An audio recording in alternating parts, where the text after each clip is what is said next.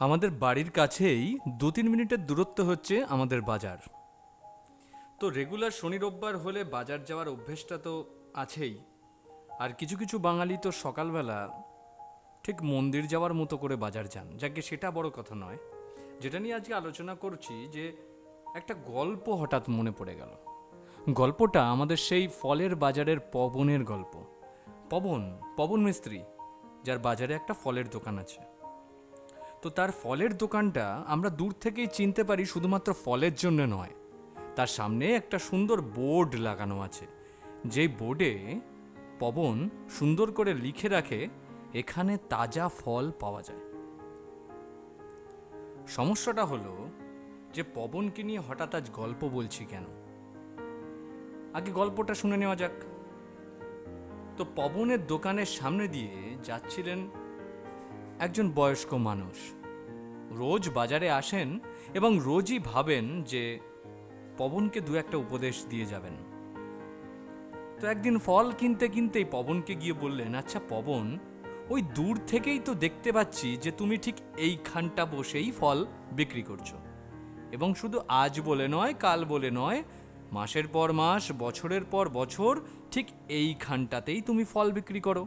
তাহলে বোর্ডে এত ঘটা করে লেখার কি আছে যে এখানে তাজা ফল পাওয়া যায়? আরে এখানেই তো পাওয়া যায়, কারণ তুমি তো এখানেই বিক্রি করছো। পবন ভাবল, না, বয়স্ক মানুষ ঠিকই তো পরামর্শ দিয়েছেন। পবন তখন বোর্ডে এখানে কথাটা মুছে দিল। পাওয়া গেল তাজা ফল পাওয়া যায় এই লেখাটুকু। দিব্যি চলছিল। বেলার দিকে এলেন একজন মাসিমা। ইনিও মাঝে মাঝেই কিন্তু দরাদরি করে বাজার করতে আসেন।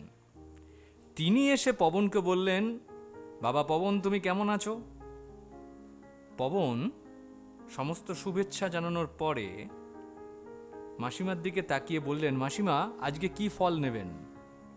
তো যাই হোক, ফলের বাজার দর শেষ হতেই মাসিমা বললেন যে পবন, তোমাকে কিন্তু বাবা একটা পরামর্শ দেওয়ার আছে। পবন বললেন, হ্যাঁ হ্যাঁ মাসিমা, বলুন। আচ্ছা, সবাই জানে এখানে ফল বিক্রি হচ্ছে, আর তাজা ছাড়া বাসি ফল তো তুমি নিশ্চয়ই বিক্রি করবে না। তাহলে এরকম ঘটা করে লেখার কি আছে বাবা যে তাজা ফল পাওয়া যায়?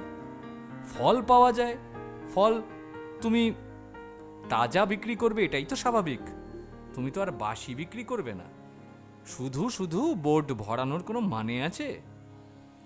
পবন দেখলো যুক্তি আছে কথায়, অতএব বোর্ড থেকে তাজা কথাটাও গেল মুছে। এবার আরেকটু বেলা হতেই এলেন এক পাড়ার দাদা। তিনি এসে বললেন, ভাই পবন, তোর এই বোর্ডের ব্যাপার স্যাপার কিন্তু আমি বুঝি না। আচ্ছা মুশকিল, ফল পাওয়া যায়, লোকে তো দেখতেই পাচ্ছে ফল আছে, ভর্তি ভর্তি ফল ঝুড়ি ভরে যে রেখেছিস, সেটা তো লোকে বুঝতেই পারছে এখানে ফল পাওয়া যায়। তাহলে খামোকা কেন লেখা ফল পাওয়া যায়? সত্যি বাবা, পারিস তোরা। পবন বলল, তাই তো, যেখানে ফল দেখতেই পাওয়া যাচ্ছে সেখানে আবার লেখার কি আছে ফল পাওয়া যায়? সুতরাং বোর্ডের শেষ লেখাটুকু এবার মুছে গেল, অর্থাৎ ফল পাওয়া যায় সেটাও আর থাকলো না। তাহলে পড়ে রইল খালি খালি একটা বোর্ড। পবন ভাবছে তাহলে শুধুই একটা বোর্ড পড়ে রইল। ঠিক সেই সময় হাজির হলো একটি ছোট বাচ্চা। সে তো পবনের দিকে তাকিয়ে হেসেই চলেছে। পবন বলল, কি রে, তুই হাসছিস কেন? ছোট বাচ্চাটি বলল, আচ্ছা কাকু, বোর্ডে যখন কিছু লেখাই নেই, শুধু শুধু ওই বোর্ডটা ওখানে রেখেছো কেন? কিছু তো লেখো। পবন হাঁ করে তাকিয়ে আছে। বাচ্চাটা তখন বলল, আরে কিছু তো লেখো, যে এখানে ফল পাওয়া যায় বা এখানে তাজা ফল পাওয়া যায়। শুধু শুধু একটা খালি বোর্ড রেখেছো, তুমি কি বোকা নাকি? ছোট ছেলেটি তো খেলতে খেলতে চলে গেল। পবন ভাবতে শুরু করলো, সকাল থেকে বিকেল পর্যন্ত সে করলোটা কি? শুধু সকলের উপদেশ শুনলো আর তাদের উপদেশ মতো বোর্ড থেকে একটা একটা কথা সরাতে শুরু করলো। শেষমেশ ভরা বোর্ড খালি হলো। আবার দিনের শেষে একটি ছোট বাচ্চা পরামর্শ দিল, খালি বোর্ড রাখার কি কোনো মানে আছে? সুতরাং বন্ধুরা, আমাদের বোর্ড মানে আমাদের জীবনটা এখানে নিজেদের প্রয়োজন মতো, নিজেদের তাগিদ মতো হওয়াটাই বেশি ভালো। হ্যাঁ, সকলের উপদেশ না হয় শুনবো, কিন্তু কোথাও একটু বিচার তো আমরা নিজেরাও করব, তাই না?